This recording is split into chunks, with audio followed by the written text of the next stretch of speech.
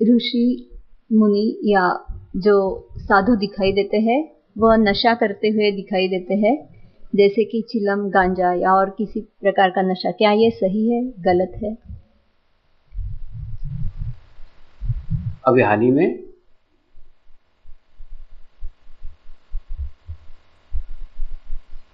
नासिक में कुंभ मेला लगा था।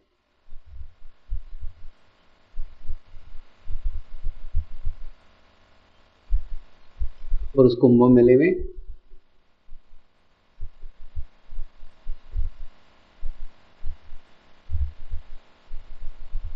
एक साधु का टीवी के ऊपर इंटरव्यू आया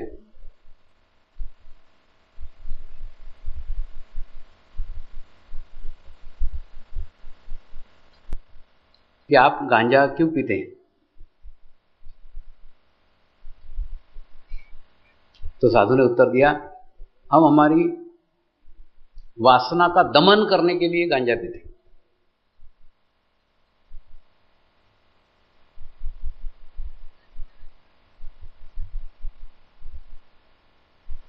वासना शरीर से संबंधित है, व्यसन शरीर से संबंधित है, दमन शरीर से संबंधित है।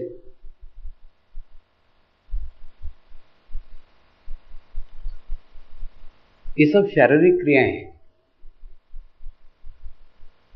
ऐसे कृत्रिम दमन से पूर्णत्व की प्राप्ति नहीं हो सकती।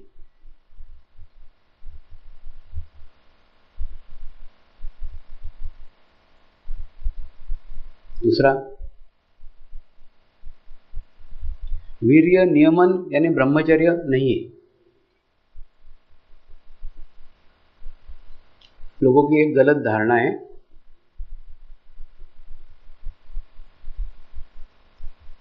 वीर्य नियमन यानी ब्रह्मचर्य।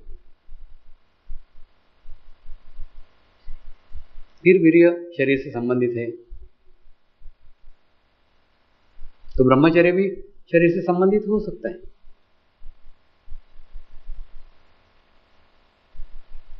ब्रह्मचर्य का अर्थ है नियम के अनुसार आचरण। वीर्य नियमन ब्रह्मचर्य नहीं है, वो तो एक शारीरिक प्रक्रिया है और उसको दबाने का, उसका रोकने का अगर आप प्रयास करोगे तो शरीर में विकृतियां आ सकती है। इसीलिए किसी भी तरीके से उसका दमन करने का प्रयास नहीं करना चाहिए। और जब तक इन सब शारीरिक क्रियाओं से आप ऊपर नहीं उड़ जाते तब तक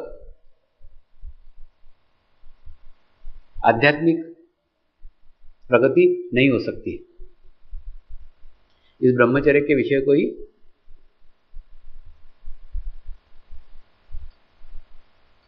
मैं दूसरे उदाहरण से समझाने की कोशिश करता हूं। जैसे कई लोग परमेश्वर के नाम पे, परमात्मा के नाम पे उपवास करते हैं। महाशिवरात्रि आई उपवास, अभी एकादशी आई उपवास, कई बहनें करती हैं गुरुवार, मंगलवार, शुक्रवार, शनिवार, पूरे वार ही लगे रहते हैं उनके। वो सा वार किस दिन खाएगी उतना कुछ नहीं करो, बाकी सारे वार उपवास ही उपवास।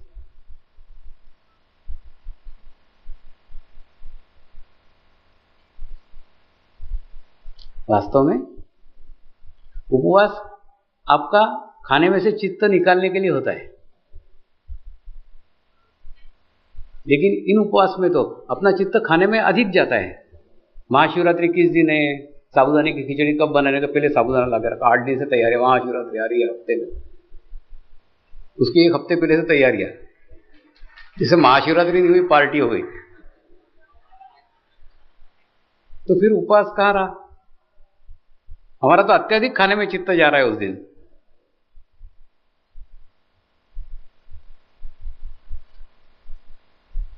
लेकिन आपकी एखादी सहेली आपको मिलने के लिए आई, बहुत दिनों के बाद मिलने के लिए आई,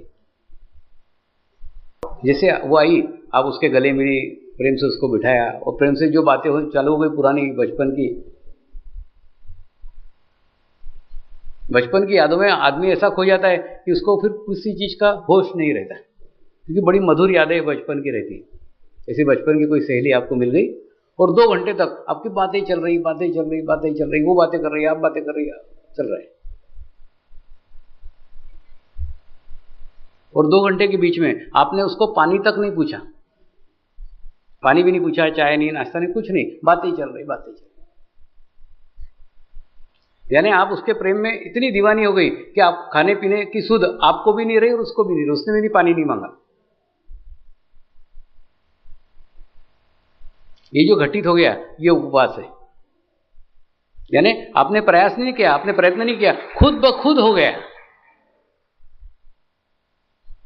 तो मैंने जीवन में कभी उपवास नहीं किए, हाँ उपवास घटित हो गए हैं। कई दिनों तक खानों की आवश्यकता ही नहीं रहती तो हो जाता है, लेकिन उसके लिए प्रयास नहीं किए, उसके लिए प्रयत्न नहीं किए। ठीक उसी प्रकार से ब्रह्मचर्य घटित होना चाहिए। ब्रह्मचर्य करने उद्देश्य से करोगे तो शारीरिक होगा।